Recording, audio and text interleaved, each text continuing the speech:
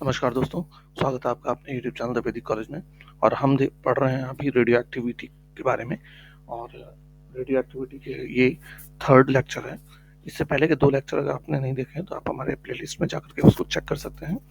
और ये जो हम टॉपिक्स पढ़ रहे हैं ये हर एग्जाम्स के लिए वैलिड है, ठीक है। Let it be PSC level और एनी स्टेट लेवल एग्जाम और एनी SSC NDA CTT या कोई भी और एग्जाम है, हर किसी के लिए इनफ है, मोर देन इनफ है जनरल साइंस के पेपर के लिए। तो आज हम लोग देखेंगे एवरेज लाइफ या मीन लाइफ किसको कहते हैं।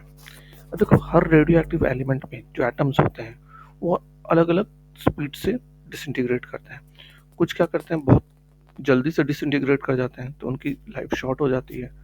कुछ टाइम लगाते हैं, ज़्यादा टाइम लगाते हैं डिसइंटीग्रेट होने में, जिसको तो फिर उस वजह से उनकी लाइफ क्या लॉन्गर हो जाती है। तो अगर हमें रेडियो एक्टिव एलिमेंट की एज अ होल बात करनी है तो हम क्या करेंगे, एवरेज लेंगे, है ना। सबकी जो लाइफ टाइम है, किसी की शॉर्ट है, किसी की लार्ज है, तो उसका एवरेज लेंगे हम। तो हम कह सकते हैं कि हाँ भाई, इस एलिमेंट का जो है एवरेज लाइफ टाइम या मीन लाइफ टाइम ये है, ठीक। उसी को कहते हैं हम एवरेज लाइफ, ठीक। इसको रिप्रेजेंट करते हैं TAV से, एवरेज से। और ये होता है 1/λ के बराबर, जहाँ लैम्डा डिसइंटीग्रेशन कांस्टेंट होता है, हम पहले से पढ़ चुके हैं, ठीक। अब जैसे कि देखो, मास को हम मेजर करने के लिए हम क्या करते हैं, ग्राम यूज करते हैं, केजी यूज करते हैं, टन यूज करते हैं, है ना। तो उसी तरीके से रेडियो एक्टिविटी को भी मेजर करने के लिए अलग अलग यूनिट्स हैं। पहला यूनिट है curie. 1 curie is equal to 3.7 into 10⁻10 disintegration per second, ठीक। ये याद रहना चाहिए आपको। सेकेंड है Rutherford. 1 Rutherford is equal to 10⁻6 disintegration per second. और थर्ड है बैक्वेरल, जो कि SI यूनिट है। ये बहुत बार आ चुका है एग्जाम में, तो आप याद रखना कि रेडियो एक्टिविटी का SI यूनिट क्या है। तो नॉर्मली लोग क्यूरी मार देते हैं, बट होता बैक्वेरल है, ठीक है, आपको याद रखना है। और 1 becquerel is equal to 1 disintegration per second, ठीक। तो अभी तक कुछ खास था नहीं इसमें, है ना। तो अगर एक बार फिर से मैं आपको एवरेज ऑफ मीन लाइफ बताऊं तो रेडियो एक्टिव एलिमेंट के हर एटम अलग अलग टाइम के साथ डिसइंटीग्रेट करता है।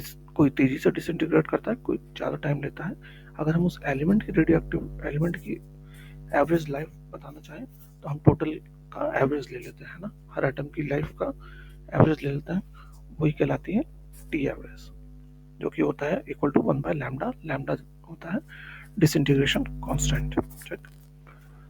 अब हम लोग एक इम्पॉर्टेंट लॉ पढ़ने जा रहे हैं, सोडी-फजन ग्रुप डिस्प्लेसमेंट लॉ, ठीक। ये क्या कहता है कि अगर किसी एटम से, ठीक है, या एलिमेंट से अल्फा पार्टिकल रिड्यूस होता है, ठीक है, अल्फा पार्टिकल अगर रिलीज करता है तो उस एलिमेंट का मास नंबर 4 यूनिट से कम होगा और एटॉमिक नंबर 2 यूनिट से कम हो जाता है।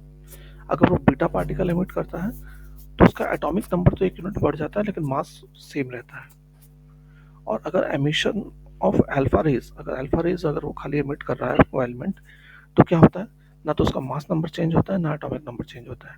तो चेंज क्या आता है, सिर्फ उसकी एनर्जी लेवल को, वो हायर एनर्जी लेवल से लोअर एनर्जी लेवल पे चला जाता है, ठीक। अगर हम एग्जांपल लें इसी चीज़ को समझने के लिए, तो देखो, रेडियम है, अगर मान लो उससे अल्फा पार्टिकल निकलता है तो क्या बन जाता है, 4 यूनिट उसका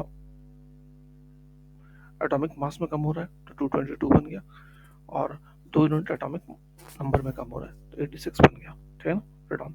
अगर फिर बीटा पार्टिकल एमिट होता है तो बीटा पार्टिकल में क्या होगा, एटॉमिक नंबर तो बढ़ जाएगा लेकिन मास सेम रहेगा, है ना। फिर बीटा पार्टिकल एमिट किया तो देखो फिर से बढ़ गया एटॉमिक नंबर और मास सेम रहा। अगर गामा रेडिएशन होता है तो देखो उसमें क्या हो रहा है, ये वाला जो है रेडॉन 22288, ये एक्साइटेड स्टेट में है, मतलब हायर एनर्जी लेवल पे है। एमिशन क्या, रेडियो एक्टिव, फिर वो लोअर एनर्जी स्टेट पे चल जाता है उसका न्यूक्लियस और स्टेबल हो जाता है, ठीक है। तो गामा रेज में कोई चेंज नहीं होता है, सिर्फ एनर्जी लेवल का एक्सचेंज हो जाता है, ठीक है ना। तो ये आप याद रखना थोड़ा सा।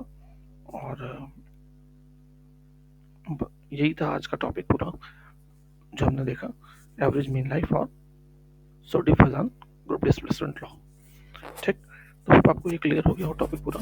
और कोई डाउट हो तो आप हमें कमेंट कर सकते हैं, हम आपके क्वेश्चंस को ज़रूर डील करेंगे। और थैंक्स फॉर वॉचिंग।